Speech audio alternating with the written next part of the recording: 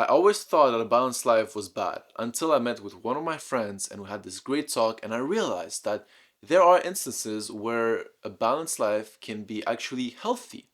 So let's start with a case where a balanced life might be preventing you from achieving your goals. All right, so let's say you're trying to become healthier. So you're aiming to lose weight by looking and paying attention to your nutrition. So here, as you can see, we have the column of health. This is your goal. So on the top, it would be good, and at the bottom, it would be bad. So during the week, you're doing amazing. You're following your diet, you're eating healthy. So, boom, you see, you're right there. You're going up, you're doing good. But then, once the weekend arrives, now you start to have cheat days and you start to eat like trash. So, what happens is, boom, you go back down. But then the week starts again, you're doing progress, you go up. Then the weekend arrives again, you go down. And what happens is that in the end, if we take the column of health, you're here in the middle. You haven't made any progress. I can give you another example. Let's see. This is a car, okay? You're getting into the car and you're putting the car in drive, you press on the gas pedal, and you go forward. You're going forward, everything is going well, you're making progress, but then you stop, you put your car in reverse, and you go back. Then you stop, you put it in drive, and you go forward. And then you stop again, and you put it in reverse. In the end, you're doing just this, back and forth, but you're going anywhere. You're not progressing towards your goal. And this is the problem with balance. In this case, you're doing two extremes, but because you're always constantly just going back and forth, you're never progressing. So that's the thing that you should be really careful with is when people tell you, oh, you should have a balanced life, make sure that it's not this type of balance. Previously, we talked about ways and situations where a balanced life is detrimental to you. However, there are moments where a balanced life is actually beneficial to you. So, let's take, for example, four things that are really important for you in your life. Let's say those things are health, purpose, family, and spirituality. So, you would have a column for each category. You would also have a limited amount of energy and resources that you can divide and redistribute between those columns. So you have this limited amount of energy, you divide it by four columns, so you would have some energy for health, some energy for purpose, some energy allocated for family, and some energy for spirituality. This is the type of balance I believe is beneficial to you because you have almost equal amounts of energy and resources allocated for each category in your life that is important for you. Now, there might be periods in your life where you will need to focus more on your purpose, for example, which might be your work. In that case, what you could do is redirect some resources, some energy from your family. It doesn't write. Okay.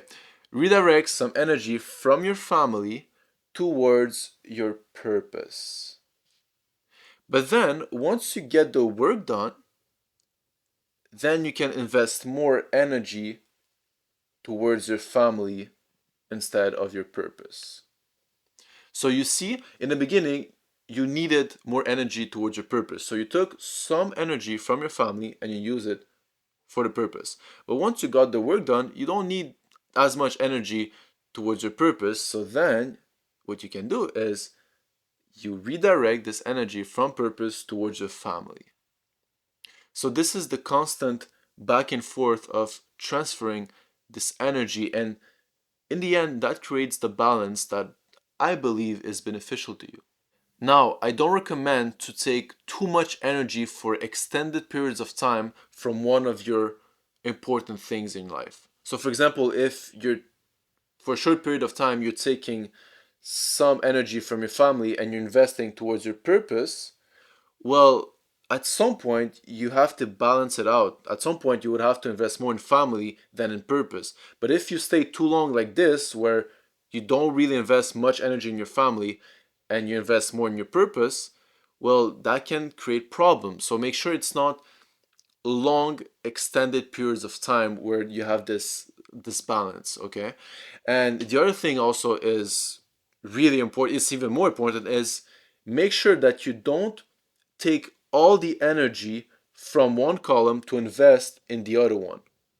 You still need to leave some kind of energy in one of those columns. There should be a minimum. You cannot just neglect, for example, family for your work. Neither can you neglect all of your health for your family. So there should always be a minimum. Like, let's say this is the minimum where you would never go below that. This is important. You have to find this minimum and make sure you never go below that. Yes, you can approach it by redirecting the energy, but make sure you don't go below that, because then you can have some negative effects. You might start losing some family members. You might start If you start losing your health too much, well, you're not going to be feeling good. So this is something that is really important. And by the way, this process of transferring energy in between your important aspects of your life, depending on the period, can also be done within a day. What I mean by that is, okay, let's say we all have the same amount of energy in each column, okay? But then what you do is in the morning, you focus more on your health and your purpose. So what you would do is you would take some energy from spirituality and some energy from family, and you would invest that energy now for purpose and health. Okay? And this would be, for example, your morning routine where you're working out, where you're working on your project, on your business, whatever, right? But then the rest of the day, once you get done this, then the rest of the day, you invest more energy towards your spirituality and your family. So in that case, you would have to invest less energy towards your purpose and your health for the rest of the day. But at the end of the day, it's still balance, because in the morning you invested more energy in health and purpose, but the rest of the day you invested more energy towards family and spirituality. In the end, it's balanced. And this is where I think that balance is beneficial to you, because you're constantly transferring this energy and those resources in between the important aspects of your life depending on the period. And as I mentioned, the period can be within a day. And I think within a day would be better, because if you go 2 months, for example, not investing as much energy towards your family and more towards your work, at some point your family will get tired of that. But if you do within a day, like in the morning, you tell your family, hey, I really want to focus on my work. Well, that's perfect, because in the morning you focus on your purpose, on your work. And then once you get done the work done, well, you can invest more into your family and they will be happy. Remember when I told you in the beginning that you have this limited amount of resources and energy that you can use to redistribute in between those columns. Those columns, what I mean is those aspects of your life where you choose to focus and really invest energy in. Well, what if I told you that this amount of energy and resources, you can increase it? And you can do so if you're doing great at balancing and redistributing and transferring this energy in between those aspects of your life.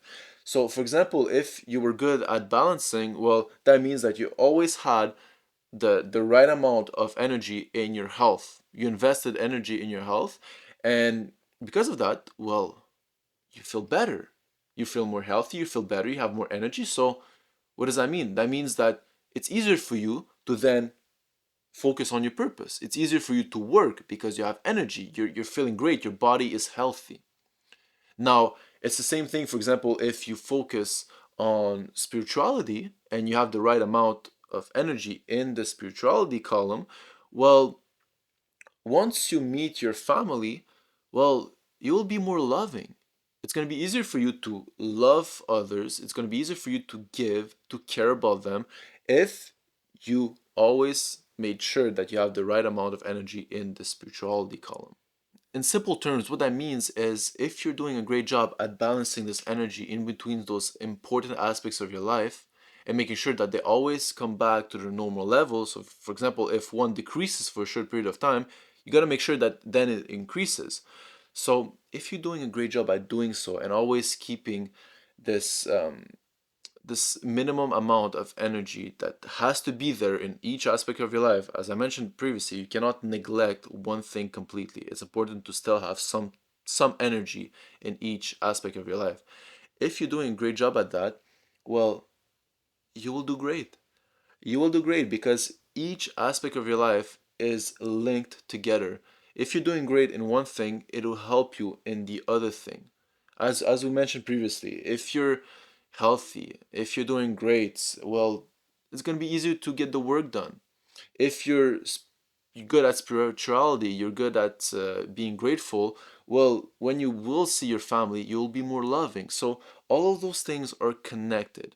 And if you're really able to just properly transfer this energy and focus on each aspect in the right time, well, you'll do great. By the way, I'm looking at what I've wrote and it's horrible. Like my look at my columns, they're horrible. But anyways, I hope this was helpful and I will see you in the next episode.